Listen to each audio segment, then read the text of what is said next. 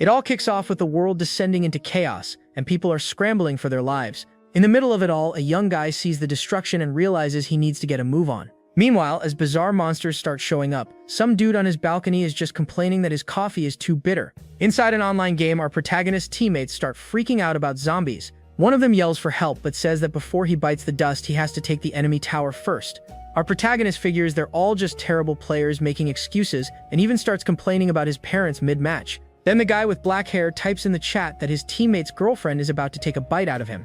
His friend gets all flustered, asking how he knew and claiming she was busy with something else. The girl in his lap complains that he stopped all of a sudden and tells him to keep going, but when she turns around, she's a horrifying monster with a freakish mouth, and the player screams in terror. His friend desperately pleads for help, but our protagonist, laser-focused on the game, only cares about taking down that tower. And in the end, he manages to carry the team, feeling pretty pleased with himself for securing the win. Right after that, he hears a knock on the door. It's his neighbor Lu Weiwei begging him to open up, and fast. The young woman explains that there's a bunch of crazies outside biting everyone and she lost her keys. The protagonist agrees to help, but on one condition: he asks her to close her eyes first. The woman, overjoyed, thanks Lin Fan and says she knew he'd help her out. She even says she'd do anything he wanted as long as he helped her. But out of nowhere, our protagonist whips out a knife and takes the neighbor down with a swift strike. Then he says he helped her, and now she won't have to turn into a zombie. With that, a system notification pops up, letting him know he's taken out a zombie and earned 1 point. And the girl's lifeless body is left lying on the floor after our hero's attack. Here, the guy explains that his name is Lin Fan and he's just an ordinary interior decorator. He says he was living a normal life until everything changed 1 hour ago. In a flashback, we see him try to help his neighbor, but she turned into a monster and bit him. And just as he was about to check out, a zombie survival system appeared. So the guy was reborn and now has a status screen showing his strength and speed. He figures out that's how the system works. Taking out zombies gives him points to get stronger. Suddenly, another bizarre creature shows up and starts feasting on the neighbor's body. The monster, with several eyes on its head, notices Lin Fan and stares him down. Without wasting a second, the abomination lunges at our protagonist, ready to make him its next meal. Our protagonist faces the monster and says he just wanted to confirm how to rack up a few points, and with one clean strike, he defeats the creature, earning another point from the system. He thinks that the neighbor's body will attract more zombies and that he needs to secure his location first. Sometime later, the guy is exhausted, standing in front of a pile of defeated monsters. But amidst the mess, he notices that Weiwei's body is gone and wonders where she could have gone. The young man gets worried, thinking maybe she was devoured, which would complicate things. Looking at the mess in the hallway, he complains that it's going to reek, and as a resident, he needs to clean the area. So the guy ties up all the bodies and starts dragging the pile down the hall. Just then, our protagonist stops dead in his tracks when he hears a strange noise from far away. At the end of the dark hallway, he sees the silhouette of a person sitting in a wheelchair. The figure reveals itself to be a hideous monster with multiple eyes and a mouth full of tentacles. The creature screams and charges straight for our protagonist, who braces for a fight. The guy dodges and recognizes the monster as Uncle Zhang, a neighbor from the second floor. After defeating the abomination, the young man thanks him for bringing the wheelchair all the way over. He says he was worried about how to drag the bodies and that he'll be borrowing the chair. Then the boy leaves the wheelchair in front of apartment 203. He reflects on the apocalypse and concludes that to survive, he needs to gather supplies. Looking at the pile of bodies, the guy wonders if they count as wet trash or recyclables. Suddenly, our protagonist snaps his head up as he notices a noise coming from above. It was a bald man on the balcony of one of the apartments trying to get his attention. At that moment, the guy recognizes him as Mr. Zhuo's son, who was known for having a substance abuse problem. The young man remembers this guy stole his bike and beat him up when he called the cops. With a serious face, our protagonist asks the neighbor what he wants. The bald guy is shocked, thinking the kid is an idiot for talking so loud and attracting zombies. But then he realizes he can use the kid's foolishness to his advantage. The neighbor then writes a note telling Lin Fan to go get him food and drinks. So our protagonist simply replies that he's not going to do that, and that's final. The bald guy gets angry and starts yelling insults at the kid from up there. But he calms down and writes that he'll let the young man live with him and that he knows a secret safe zone. Even with the offer, the black-haired boy refuses to help his neighbor. The bully gets furious and says the kid is an ungrateful brat and that he won't go easy on him. With that, the bald guy starts throwing things from his balcony to hit our hero. The objects rain down everywhere, but our protagonist doesn't even flinch, just stands there. Just then, all the noise attracts a few zombies, which come running down the hallway. The neighbor laughs and asks if the kid is scared, if his legs are too shaky to run. But without breaking a sweat, Lin Fan quickly takes down one of the creatures. The system confirms the takedown and adds another point for the young fighter. The bald guy's jaw drops at the strength the kid just showed. He points to the other monster and laughs, saying that anyone who disobeys him deserves what's coming. Our protagonist then slings a zombie's body over his shoulder and agrees that there's still one left. Next thing you know, he hurls the monster straight onto the smug neighbor's balcony. The bald guy freaks out as the monster flies toward him, screaming and asking what the kid is doing. With nowhere to run, the bully ends up catching the creature and freezes in fear. Meanwhile, Lin Fan grabs his bike and rides off, listening to the neighbor's desperate screams. He arrives at a supermarket, and the system alerts him that he's earned another point for taking out a zombie. Along the way, he continues to eliminate the creatures, racking up points to get stronger. Inside, our protagonist fills a bag with supplies and heads to the checkout to pay. With the groceries on his bike, he thinks he needs a better weapon than a kitchen knife. Suddenly, the guy goes on high alert when he senses strange movement down the street. The sound of multiple zombies echoes through the night, and he wonders where a bus came from. The sound of the vehicle's engine had attracted a horde of monsters that were chasing it. Our protagonist presses a button on the side of the bus, which starts beeping. Suddenly, he has a flashback and is shocked as he remembers something from his past. Inside a car, a woman is complaining about a boy, saying she wants to get rid of him already. The boy was a younger Lin Fan, crying while hugging a teddy bear and calling for his mom. His aunt gets annoyed with the crying and yells at the boy, threatening to hit him. Furious, the woman tries to grab the steering wheel from the driver, telling him to stop the car right now. The child in the back seat watches the two adults fight, terrified by the situation. With tears in his eyes, little Lin Fan could only see the danger ahead. At that moment, their car ends up slamming right into the side of the bus. Back in the present, a guy from the bus window asks if the protagonist wants to get in. The masked man lets out a laugh and says if the kid doesn't hop in, the zombies are gonna get him. Our hero just stands there clutching his knife, trying to figure out what to do. Inside the bus, a student with glasses says they need to help the guy outside. But his classmate couldn't care less and attacks the nerd with a knife for trying to lecture him. Then he kicks the kid, saying he always hated him and now there's no teacher around to protect him. With a wicked smile, the student says he's going to send his classmate out to keep the other guy company. He then kicks the boy with glasses out of the moving bus without a shred of mercy. The driver laughs and calls our protagonist a fool for trying to face a horde with a kitchen knife. Gripping his blood-stained knife, the young man refuses to go down and braces for whatever comes next. He remembers the promise he made to his mother to become a brave and kind boy. Determined to keep his word, Lin Fan summons his strength and charges forward. With a swift motion, he throws the knife with all the force he can muster. The weapon hits one of the bus tires dead on, causing it to lose control. The vehicle skids and ends up crashing hard into a pole, shattering the windshield. Just then, the driver, all banged up on the ground, begs for help so he won't perish. The guy apologizes and asks our hero to save him, but the young man is unmoved. But our protagonist says he's not truly sorry, just afraid of what's coming for him. With a sarcastic smile, he says a friend came to visit and he won't interrupt their reunion. The driver is confused and yells for the kid to come back as a zombie closes in on him. And just like that, the monster attacks the guy with no one around to help. The street is a total mess, with the overturned bus and a crowd of zombies swarming the wreckage. Meanwhile, our protagonist walks away, and his status shows his strength is now super high. Just then, a woman calls to him from a building window, asking him to wait a minute. The woman and a little girl wonder how the guy managed to get past so many zombies. Lin Fan stops his bike and notices the child looks like she's starving. At the apartment door, the woman kneels and begs him for a little bit of food. The guy then offers 2 pumpkins and a winter melon but says he'll have to sell them to her. The woman is confused by the idea of buying food in the apocalypse, but decides to go along with it. But then our protagonist spots a really cool sword hanging on her apartment wall. The woman explains it belonged to her husband and offers the sword to the guy as a weapon for protection. Our hero gets super excited and accepts the gift right away, looking totally thrilled. He thanks her and promises to look out for them, but the little girl finds his behavior a bit odd. Holding the sword, the young man is pumped to finally have a real weapon. Suddenly, a bad memory flashes back and a woman with pink hair curses him as she falls. The scene shows the woman hitting the ground hard, and our protagonist is shaken by the sight. A man in a building window complains that he trained a woman for so long and she still put up a fight. Our hero looks at the woman's body on the ground and sees she suffered a great deal before her end. He notices her look of despair and rage and remembers it was the same look his father had. Our protagonist then turns and asks the man up there why he did that. Just then, the guy gets a scare seeing someone still on the street and wonders if there aren't any zombies left.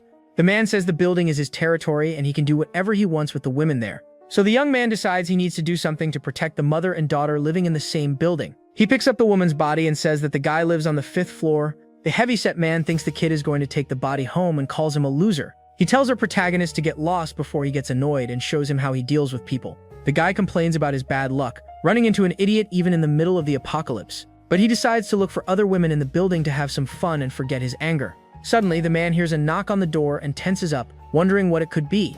He wonders if it's a zombie and grabs a baseball bat to defend himself. The guy worries that if there are zombies in the hall, he won't be able to find any new victims. Peeking through the peephole, the man sees the woman's bruised face and gets a fright. He falls to the floor in a panic, not understanding what's happening on the other side of the door. Our protagonist knocks on the door and tells the guy to open up, saying he knows he's in there. The heavyset man is relieved to see it's just the idiot and tells him to get lost, cursing at him. With a plan in mind, he starts yelling on purpose to attract zombies so he can hide in safety. But before he can put his plan into action, the door is kicked down. The guy is shocked by the kid's strength and wonders if he's even human. Inside, Lin Fan sees the objects the man used to mistreat the woman. The man complains that our protagonist brought a body into his house and tells him to scram. With a threatening glare, the young man says he brought her so she could see the consequences. Suddenly, the scene shifts to a police station, and the heavyset man is screaming to be let go. Gagged, he asks what Lin Fan is trying to do to him. Our hero drags him down the street, saying it's standard procedure to take criminals to be punished. Just then, the guy confirms he's seen zombie movies, and the man says he should know what to do then. Our protagonist slaps the guy and yells that fantasy is fantasy, and the apocalypse is reality. And with that, our hero throws the heavyset man to the ground right in front of the police station. The guy cries out in pain and doesn't understand where the kid who kicked his door in gets so much strength. The man yells that it's the apocalypse and laughs, saying no one can punish him because everyone's already fled. But with a very sinister smile, our protagonist says he's mistaken and there are still people there. The man gets confused and scared as he starts to hear strange noises coming from the darkness. The young man explains that even zombies punish criminals, and from inside the station, several zombified police officers emerge. The next day, a group arrives in an armored car at the Huang City Library. A man named Mao stays in the car while the rest of the group gets ready to go inside. A woman with short hair reminds everyone that their goal is to find medical books. At the library entrance, one of the guys notes that there don't seem to be any zombies around, but the group's leader tells him to wait and stays on high alert. With a knife in hand, she approaches slowly and carefully, trying not to be surprised. The guy says it's all clear and that she's being way too cautious about everything. The woman ignores his comment and tells everyone to find the medical books section. But suddenly, a friendly voice greets the group and they all jump. One of the guys screams in fear and asks if that's a talking zombie. Our hero tells them to calm down, says he's a living human, and asks what they're doing there. With a gardening book in hand, the guy says he's just reading, like anyone would in a library. The guy in the cap remarks that the leader's question was kind of dumb and she tells him to shut it. Just then, our protagonist says he doesn't want any trouble and that they can carry on, as long as they're quiet. As the guy walks away, the group whispers that his sword looks like it's from a game and thinks it's a trap. The leader tells the group to be quiet and to avoid any conflict with the strange guy. She has a bad feeling and thinks it's best if they just grab the books and leave quickly. After finding what they needed, the group prepares to leave the library quietly. But our protagonist, sitting at a table, asks them to wait a moment. The woman tenses up, wondering if he's going to attack them, and asks if there's a problem. The guy explains that they need to check out the books they're taking since they don't belong to them. The group is completely stunned, wondering what kind of asylum this guy escaped from to be worried about library cards during the apocalypse. The leader asks if he knows what's going on outside and concludes he's not all there. Lin Fan says he knows about the apocalypse and the zombies, but other than that, nothing's changed. The woman is speechless and asks if he's serious about what he's saying. One of the guys in the group gets annoyed and says they got what they came for and it's best if everyone just minds their own business. Our hero says he doesn't want any trouble and introduces himself, giving his address in case of an emergency. The group is left speechless by the guy's attitude and doesn't know what to think or say. They thank him and rush out of the library, convinced the guy has a screw loose. Our protagonist is sad that he didn't get a chance to ask for their names before they left. Our protagonist then decides he needs to study agriculture to become self-sufficient. Meanwhile, the scene shifts to a secret underground base in the middle of a desert. Inside, a scientist reveals that according to their tests, the zombies' cellular activity is increasing every day. Another researcher asks if that means the monsters are evolving, and the answer is yes. An important-looking man wants to know if they can create an antibody, but the virus is highly unusual. The scientist is shocked to hear about zombie genes and realizes they are reanimated corpses. Back at the apartment complex, our protagonist finds an open area perfect for planting his vegetables. With his sword on his back, he gets ready to clear the area and start his garden. The guy shouts up at the buildings announcing he's going to plant there and asking if anyone has a problem with it. But the noise attracts a group of zombies that come running toward him. The monsters charge ahead, but the young man is ready for a fight and isn't intimidated. With his sword in hand, he faces the horde of creatures without any fear. The system notifies him that he's gaining points for every zombie he defeats in battle. With his newfound strength, our protagonist takes down all the monsters with ease.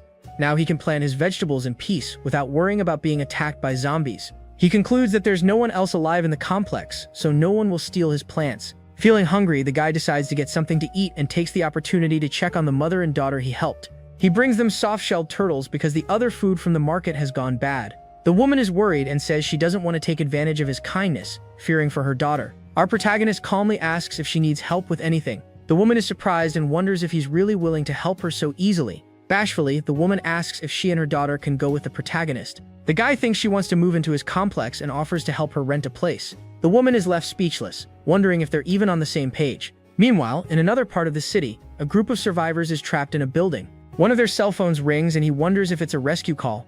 A man introduces himself and says he wants to rent the apartment that a Mr. Chen advertised. The guy hangs up immediately, complaining about the tasteless joke in the middle of the apocalypse. He reflects that they've only survived because they're in a luxury condo with reinforced security. But his cell phone rings again and he gets irritated by the persistent caller. He answers furiously and cusses out the man on the other end, who just wanted to rent an apartment. The line goes quiet for a moment, but the man doesn't hang up. Our protagonist realizes people are on edge and decides to call Mr. Chen again. He insists he just wants to rent the apartment and asks the guy not to get so worked up. Mr. Chen loses his patience and yells that he'll rent the apartment and dares the guy to come and get it. With that confirmation, Lin Fan tells the woman he's going to find the guy and rent the apartment for her. The woman tries to stop the guy, but he's out the door before she can say anything. On the building's rooftop, a man asks Mr. Chen what happened, and he says it was just some idiot. His friend calls him over to talk, saying he needs to discuss something serious. He reveals that the supplies they've gathered will only last for another half a month. The man suggests they get rid of the 4 elderly people in the group since there's no reason to keep them alive. With a sinister plan, he says that after the elderly, they'll get rid of the other men and even the unattractive women. Meanwhile, a group of women talks worriedly about the situation they're in. The 2 men with sinister looks agree to keep the pretty women alive to have fun with. Our protagonist pedals through the city, yelling at the zombies to get some exercise. His status shows he's even stronger now with above-average stamina. On top of the building, the survivors see the guy on the bike and can't believe their eyes. They run to the edge, trying to get our hero's attention to ask for help.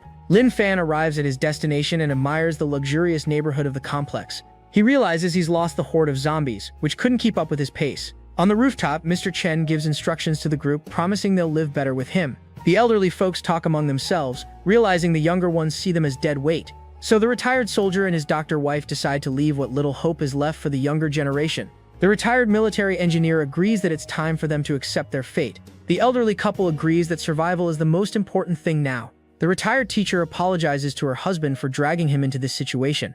The 2 group leaders laugh and congratulate each other on convincing the others. With his sinister plan in mind, the man plots to be the last one standing and have everything for himself. But suddenly, one of the elderly men appears and says they overheard their entire plan. The old man says they won't be taking any supplies and that the young ones don't need to push them off the building. The other survivors panic, saying they need to throw the elderly people off the roof. Suddenly, they hear a knock on the rooftop door and someone calls for Mr. Chen. It's our protagonist here to rent the apartment, and the men are shocked by his presence. Mr. Chen gets angry and yells at the kid for wanting to rent a place in the middle of the apocalypse. Before he can finish his sentence, the rooftop door is kicked down. Our hero apologizes and says he didn't realize the door was so flimsy. Mr. Chen's friend whispers a plan to use the kid to get rid of the elderly and the zombies. They agree on the plan and praise each other's cunning minds with a malicious smile. Our protagonist asks who Mr. Chen is, and the man says the place is his and he can leave. The guy thanks him and offers 5,000 in cash, saying it's all he has at the moment. So Mr. Chen takes the money and tells the guy to stay as long as he wants just so he'll leave. Lin Fan thanks him, but before he leaves, he turns around and asks a question. He calls out for Grandpa Zhou Aijun, and the old man is surprised to be recognized.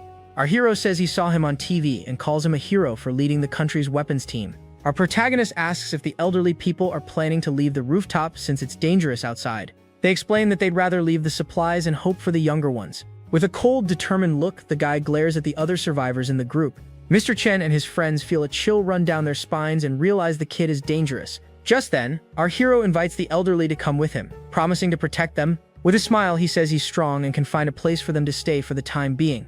The elderly are confused by the offer to rent a house in the middle of the apocalypse. So Lin Fan insists, saying they're coming with him, no arguments, and leads them away by the hand. Mr. Chen tries to stop them, but his friend holds him back and tells him to let them go. He explains that things will go on as before, but with a slight change. With a wicked smile, he reveals his plan to use the elderly as bait for the zombies. The extras up top. Then the protagonist looks up at the top of the building, wondering what those guys are up to. Up there, one of the ladies is shocked by the cruelty of the young people who want to get rid of them at any cost. But the MC doesn't even flinch as the debris falls, keeping his cold foot. The seniors explain that the guys want to attract the hungry monsters so they'll be devoured. Just then, one of the old-timers notices something odd and asks if the others have seen it too. He points to the street, which is littered with defeated zombies, and wonders who could have done all that. His friend thinks it's impossible for someone to have created something to take out the monsters, but then he realizes the truth. They all stare at the young man, who asks why they're so surprised and says he just cleared the path for them. The group of seniors is completely jaw-dropped, unable to believe that this one kid defeated everything by himself. Meanwhile, on the roof, one of the henchmen reports that there's no noise and sees the pile of bodies down below. Mr. Chen doesn't believe his partner and says it's impossible, so he goes to check with his own eyes. With that, he looks down and panics when he confirms his friend's story was real. Seeing the danger, one of the men tries to shove his buddy off the building while the other screams for help. On the rooftop, the villains gather, and Mr. Chen asks Xiao what he's looking at. Xiao then says that since throwing things isn't working anymore, they'll use the smell of blood to attract the zombies. At this, Chen praises his partner's intelligence, and the other goon agrees the plan is brilliant. Suddenly, something catches the attention of the protagonist and the seniors, who look back, startled by the situation.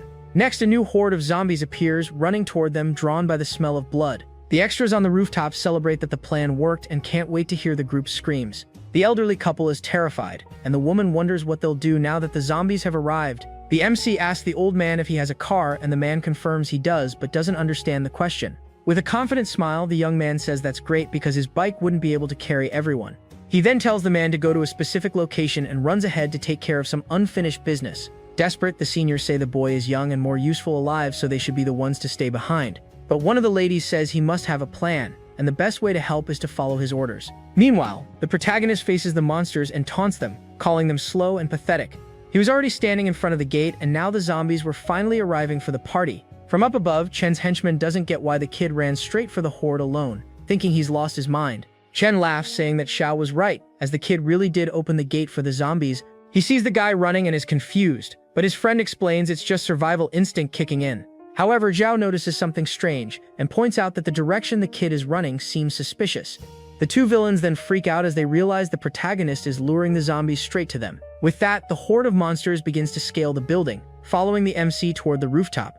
At the rooftop door, the protagonist faces the extras, who desperately ask what he's doing. With a sarcastic grin, the guy says he's just helping out and brought the zombies they ordered. Behind the door, a crowd of hungry creatures prepares to break in and attack the villains. The men scream in fear, and Chen sarcastically thanks the young man as the group descends into chaos. After all the commotion, a voice calls everyone to wash their hands and eat in a gated community. The whole group has dinner together, and the waifu thanks Lin Fan for the peaceful life they have now. The protagonist is staring at the little girl, who asks why he's looking at her like that. Suddenly, the MC asks Fei Fei where her backpack is, leaving the girl totally confused. The retired teacher then says she needs to study, and the young man promises to go get her school supplies. The child cries, asking her mom why she has to study even when the world is ending. Her mother says the young man is right, and the little girl complains that they're both being mean to her. Everyone at the table laughs. Our hero's neighborhood now has 6 new residents. The young man says he's going to take out the trash and get her backpack, and the girl thinks he hates her. Changing scenes, we see 2 zombies wandering near a house during the night. Out of nowhere, 2 arrows fly out and hit the creatures square in the head, dropping them instantly. A new survivor appears, saying that was easy and that clearing out the stores is going to be trickier. Elsewhere, a group of extras discusses their supplies and water treatment. Just then, one of the guys opens the door and is shocked by what's happening outside. He sees a horde of monsters getting caught off guard by a massive explosion in the middle of the street. A woman looks out her window, worried about the explosion that has drawn all the zombies in the area. In the middle of the street, another girl screams for help as she's surrounded by a horde of monsters. Suddenly, a giant claw pierces through the body of one of the zombies in front of her. Then, a huge mutated zombie emerges from the chaos and starts attacking the other monsters. The woman with short hair is stunned, wondering if it's a mutation and if zombies can actually evolve. She hears a strange noise outside and wonders if it could be another giant monster approaching. Our protagonist shows up dragging the dumpster and apologizes for bumping into the giant zombie. The system shows his strength is at 80, while his stamina and speed are super high. He invites the monsters for a late-night jog and takes off, pulling the dumpster away from them. The woman is surprised to recognize the guy running with the trash as Lin Fan. Her friend can't believe what he's seeing and says the zombies were led away, saving their lives. The young man keeps running with the dumpster until he reaches Old Man Q's supermarket. Out of breath, the MC says he'll leave the trash there for now and go get the little girl's backpack. From up above, a group of men gets his attention and asks what he's doing there. With that, the guy explains that the trash at his complex is full, and he's looking for a place to dump it. The extras on the building start making fun of the MC, calling him an idiot for wanting to take out the trash. The protagonist calmly asks if throwing out trash isn't a normal thing to do, and even offers to help the guys out. This ticks off their leader, who threatens to scream to attract a horde of zombies to the young man. Not giving a single care, the guy just says goodbye and keeps walking, leaving the men furious at his attitude. The group then decides to lure the monsters anyway, just for kicks to watch the kid get chased. So the idiots start making a bunch of weird noises and shouts to call the zombies. But after all the yelling, a dead silence falls over the place, and absolutely nothing happens. The men are confused, wondering if there are no zombies left nearby, and where they all went. From a distance, our hero tells them not to worry because the monsters are already on their way. He finishes his sentence by saying the creatures are just arriving now and continues on his way peacefully. The extras don't understand what the kid meant and complain that they couldn't attract the monsters. Suddenly, a strange scratching sound from the building's wall is heard by all of them. One of the guys asks if the others hear it too, and the group goes on alert at the mysterious sound. Just then, the giant mutant zombie appears right in front of them on the balcony, leaving everyone terrified. The MC looks back and comments that the punks and the zombies must be getting along just fine in that building. He stops in front of Dad's supermarket and seems to notice something with a very serious look. Arriving at a bookstore, he hears what sounds like a baby crying from inside. Curious, the young man heads up the stairs, wondering if there could really be a child all alone in there. At the top of the stairs, he comes across a sad scene where a woman has taken her own life. He doesn't understand why she would do that, since the child she was holding was still alive. The young man thinks that doing such a thing was the same as abandoning the little child to fend for itself. At that moment, the baby's cries grow louder, echoing through the silence of the completely dark bookstore. Carefully, he picks up the child and tries to calm her down, saying he'll get her out of there. The protagonist then finds a diary next to the body and decides to take a look to understand what happened. In the pages, she wrote that she was out of food and had no hope of rescue, growing weaker by the day. In a flashback, the mother realizes she won't survive but still has a little strength left to act. She ties her own mouth shut so that if she turns into a zombie, she can't harm her daughter. The woman asks whoever finds her daughter Meng to take good care of her and not let her suffer. Holding the baby, the MC promises the mother that he will do his best to keep the child alive. Suddenly, a basketball starts rolling on the floor, catching our hero's attention. With the baby in his arms, he wonders what a basketball would be doing in a place like this. Out of nowhere, a bizarre-looking zombie with an unfriendly face leaps toward him to attack. The protagonist is startled by the monster's speed, which is faster than anything he has ever faced. He gets ready to fight, wondering how the baby survived with this creature lurking nearby. Then the young man has an idea and realizes the monster was using the baby's cries as bait. With that, the creature lunges at our hero, its claws ready to strike. But the young man is faster, and with a single precise blow defeats the monster, earning 3 points from the system. Holding the baby, he thinks about how the zombies he's encountered so far haven't been very smart. He then concludes that since they were in a bookstore, this zombie must have hit the books to get stronger. Since he's there anyway, the MC decides to grab some workbooks for Fei, thinking she'll love them. The scene shifts to a secret base in the middle of a desert on a starry night. Inside a lab, a scientist analyzes a red crystal, wondering if it came from a zombie. A woman confirms that the crystal was found in the head of a special monster they examined. With a very serious expression, the old researcher asks the woman to tell him everything in detail. She begins by explaining that a soldier named Shang Nan used a sniper rifle to shoot the monster, but the headshot didn't even tickle the creature, which continued to attack the base relentlessly. It took several consecutive shots to the monster's head for it to finally fall to the ground, defeated. The waifu explains that this zombie was different. A single shot to the head wasn't enough to take it down. The professor gets furious, saying the zombies are evolving and turning into demons that don't go down easy. He worries about the future, as the monsters are evolving and they can only make contact with 2 other bases. At that moment, the woman says she has an idea, and the professor tells her to go on and explain her plan. She says that in zombie novels, the crystals in their heads are used by humans to evolve and become stronger. The scientist is left completely confused, unable to process the fact that her idea came from zombie fiction. Back in the city, a girl with pink hair looks out her window and is startled to see someone outside. She doesn't understand how the guy is casually walking through the streets, which are crawling with zombies. Just then, the protagonist turns his head in her direction as if he sensed he was being watched. The girl, an influencer named Su Xiao, ducks down in fear, thinking she's been spotted. Looking in her direction, the young man simply thinks that he's found another survivor in this chaotic world. Carrying the baby, the MC continues on his way, but a strange noise makes him stop and stay alert. In front of a police station, a car suddenly pulls up, and it looks like people are arriving. Several members of a gang from Huang City get out of the vehicle, looking like they're on a mission. The young man greets the guys from a distance and notes that they have a very strong smell of blood on them. The extras are shocked to see a living person, and one of them even suggests taking the kid out, but his partner says not now, because they can't risk alerting the nearby zombies. In the car, the gang leader plans to tie the kid up and leave him for the monsters to play with. Out of nowhere, our hero's face appears right at the car window, scaring the bald guy who is distracted. With a friendly smile, the MC says he just came to say hi and ask what they're up to. The extra is scared to death, wondering how on earth the kid appeared there so fast. The other henchmen see the young man and ask what he's doing there with their boss. The bald guy in the car gets all awkward and changes the subject, asking if they got what he wanted. One of the men shows a bag full of guns and says that with this, they're going to live very well from now on. One extra compliments the MC's courage, and he explains that he first tries to talk things out with the zombies. The gang member is completely baffled by the young man's explanation and doesn't understand a single word. Losing patience, one of the villains pulls out a gun and points it directly at our protagonist. With a wicked grin, the guy asks if the kid has any idea what that gun can do to him. The MC stares at the pistol and calmly asks if they broke into the police station just to steal guns. The man gets angry and yells that in the apocalypse there's no such thing as stealing and that the kid is underestimating him. But before he can do anything, the protagonist's sword flashes and settles the situation right there. The young man apologizes, saying he was so focused on the zombies that he forgot they were human. Another goon pulls his gun, furious, and says the kid is asking for a tragic end. Again, the MC's blade is faster, and with one swift move he stops the attack from the guy with the mohawk. In the blink of an eye, all 4 henchmen are defeated, and the others are stunned by the scene. The last 2 survivors panic at the noise and run for the car to get away. With that, a horde of zombies drawn by the noise surrounds the car and the last 2 survivors, who scream in terror. Desperate, one of the guys runs off, abandoning his friend while threatening the protagonist with revenge. His partner yells furiously, telling the coward to come back because they still haven't gotten into the car. With no chance of escape, the 2 extras are completely surrounded by monsters right in front of the police station. The protagonist then says that even the zombie citizens couldn't stand it and came to punish the criminals. At this, the young man tosses the car keys into the air and says that justice may be slow, but it's always served. With that, the young man says his goodbyes and leaves with the baby, leaving the thugs behind with the zombies. One of the men is caught by the monsters and screams for them to grab the guns as he's attacked from all sides. However, it's already too late, and the 2 are completely swarmed by the monsters, screaming in horror. Meanwhile, in another part of the city, a truck is luring a horde of zombies away from a gate. The driver keeps honking to hold the creature's attention and save the rest of the people. Watching the situation through a camera, one of the old-timers points out that the vehicle is intentionally drawing the zombies away.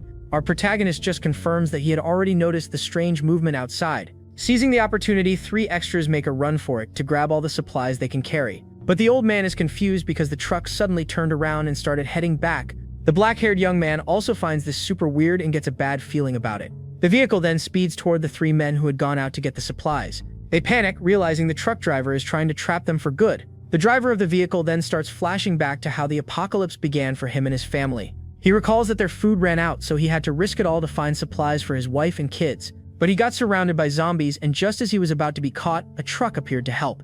2 well-equipped guys got out of the vehicle and quickly took care of the creature chasing him. The man then asked for a little food for his children, but they didn't seem very interested. To his surprise, they agreed to help and took him to their shelter, but he had no idea what was coming next. But he reveals that when the guys saw his family, they showed their true colors and tied him up.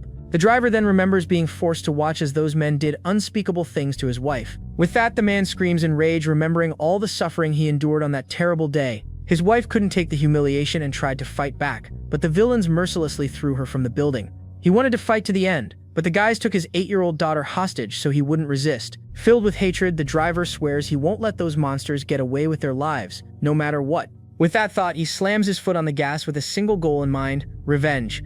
The truck then explodes in a giant fireball, taking all the zombies and the villains with it. Tsuyoshi says he's going to check the situation outside, and the old-timer tries to stop him, worried about the danger. Arriving on the scene, the protagonist sees the driver completely surrounded and being attacked by the zombies. Then the black-haired young man approaches and asks the creatures to leave, since, people live there. The undead are completely baffled by the guy's request and have no clue what he just said. A moment later, the creatures become enraged and charge forward to attack the protagonist without a second thought. Our hero defends himself and complains that you really can't reason with these zombies at all. From a distance, the elderly folks watch the scene, wondering if the young man is some kind of super soldier and the city's last hope. After the explosion, the truck is in flames and the street is filled with the bodies of zombies and the extras. Next to the unconscious driver, the protagonist asks Grandma Shu if the man is okay. She explains that the airbag protected him, and he only has a few scratches and a nosebleed. Looking at the mess outside, our hero says that the person responsible is going to have to clean all this up. The elderly folks are baffled by the guy's logic and find it all very strange, but they can't really disagree. Just then, the driver wakes up and, completely confused, asks if he somehow made it to heaven. But the black-haired young man says no and tells him this is their community. Tsuyoshi then informs him that since he's awake, he needs to clean up the bodies outside before they start to stink. The man introduces himself as Chen He and thanks them, but says he needs to go rescue his daughter who was left behind. The protagonist then confronts him, asking if he's just going to leave after making such a huge mess. So he proposes a deal. The guy cleans the street, and in return, he'll go get his daughter for a bargain. A while later, our hero finds the little girl, and she asks if her dad really sent him. He confirms it and says her dad paid 100 yuan for the service, then pats the confused girl on the head. From her window, the pink-haired influencer is surprised to see that guy show up on the street again. With that, the woman gets annoyed seeing him with a little girl who looks to be about 8 or 9 years old. At that moment, the protagonist looks up and recognizes the woman who was watching him from a bakery window. From a distance, the young man flashes a smile and waves at the girl watching from high up in the building. But the influencer freaks out at the sight, thinking the guy's smile is super weird and creepy. Then she starts crying, thinking he's a monster and that the little girl is going to suffer terribly at his hands. Our hero is completely lost by her reaction and wonders if the apocalypse has driven her completely bonkers. He then decides to ignore it and tells the little girl to stay away from survivors with issues in the future. Changing scenes, we see a convoy of vehicles driving down a zombie-filled street at night. One of the guys in the car gets spooked by what he sees up ahead and can't believe the scene unfolding. The leader of the library group, who is also in the vehicle, asks what's gotten him so worked up. He points ahead and says it's that same crazy survivor they ran into earlier at the library. Meanwhile, our hero is showing the little girl some teddy bears and asks if she wants one as a gift for the baby. The woman worries because the zombies following them might see the guy and the child all alone up there.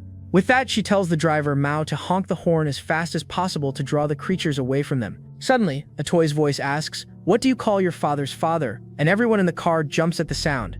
It turns out our hero just turned on a dancing cactus that sings about grandmas and grandpas for the little girl. With the toy's music playing, the zombies get confused by the melody before roaring in anger. Then the horde of creatures charges forward, their eyes glowing red, ready to attack without mercy. The monsters sprint right past the vehicle and head straight for the protagonist and the girl in the store. The extra in the car realizes that our hero lured the zombies first and is shocked by the situation. The woman and the soldier are speechless, realizing they're now totally screwed with the horde right there. The scene then shifts to the desert base, where a scientist is announcing the results from the zombie crystal. A professor analyzes the object and the researcher says the substance is unknown and asks about its stability. The scientist explains that the crystal is very stable and has a protective layer similar to skin. The professor thinks that even with the best equipment, they still don't know what the crystal is for.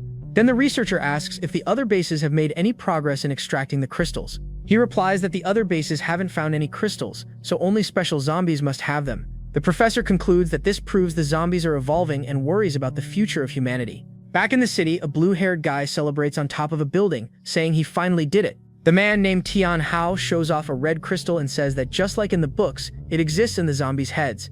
He plans to absorb the crystal to get stronger and then puts the object in his mouth, ready to evolve. With that, Tian Hao yells that he's going to become the king of the apocalypse and have a different woman every day. But a moment later, his expression changes completely, and he realizes something isn't right. The extra then panics, wondering if the crystal is useless, since that's not what the books said. Suddenly, a sharp pain hits his stomach, but he believes it's the power finally starting to kick in. Lying on the ground in agony, the blue-haired guy tries to convince himself that a bright future awaits him. But instead of power, he starts spitting up a large amount of dark blood everywhere. Desperate, the man screams that this can't be real, and that it's impossible for him not to get his power. And with that, the extra meets a tragic end right there on the building's rooftop, with no one around to help. Meanwhile, in the community, the girl's father is reunited with his daughter in a very emotional moment. The waifu gets worried seeing our hero all dirty, but he reassures her, saying it's just zombie blood. Grandpa Wang then tells the girl's father to pay the young man for the excellent retrieval service he provided. A bit awkwardly, the man says thanks and hands a 100 yuan bill to our protagonist. Tsuyoshi takes the money with a smile and says there's no need to thank him, it was just his job. Chen He is surprised, as he didn't expect him to accept money that's worthless in the apocalypse. He then whispers to the old man, commenting that the young man's behavior is, to say the least, very strange. The old-timer then explains to Chen He that paying for services is normal, and that order gives them a future. The other elderly man agrees, saying that at first they also thought the guy was a bit nuts, but now they understand his ways. Chen He breaks into a sweat, completely confused, saying he doesn't get any of it, but that it sounds pretty deep. Suddenly, the bell of a large clock tower begins to ring loudly throughout the city. The group recognizes the sound and deduces that someone fixed the bell to attract the zombies there. The old woman then gets emotional, saying that whoever did this must be a good soul, showing there's still hope.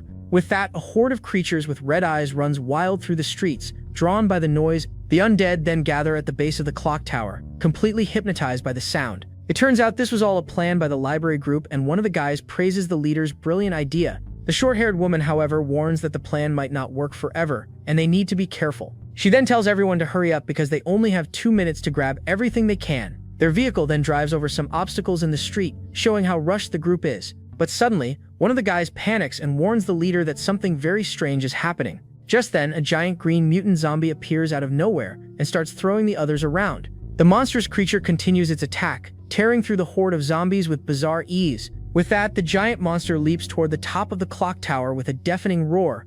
The creature then begins to scale the building with impressive agility to get to the bell. Reaching the top, the mutant zombie lets out another furious scream, ready to put an end to the annoying noise.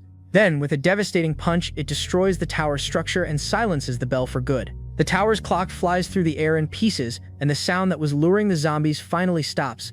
On the ground, the library group is in shock, and the leader realizes the zombies have evolved and gained intelligence. With a lost look in her eyes, the woman begins to doubt if there's any hope left for humanity. In the community, the group wonders why the bell stopped ringing so suddenly, and their hope begins to fade. But Grandpa Wang says that hope still exists and that this time it's real and standing right in front of them. He then explains that the protagonist is that hope, and with great power comes great responsibility. The old man then hugs the young man and says that in times like these, a leader is needed to unite everyone. But the black-haired guy is completely confused and replies that he didn't understand a single word of that speech.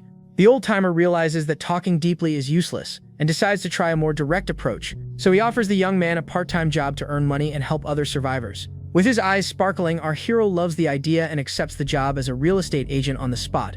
With that, the protagonist runs off, all excited to start his new job as a realtor. The old woman then asks her husband if it's right to trick the young man like this, just to get him to help people. But the old-timer replies that the kid is so strong he barely seems human, and that he is their last hope. Meanwhile, in another part of the city, our hero begins his job of looking for new residents. Suddenly, he turns around and senses something approaching him quickly on the empty street. A luxury car then screeches to a halt right in front of him at high speed, leaving him completely surprised. The black-haired guy's jaw drops. He thinks the vehicle is super cool and impressive.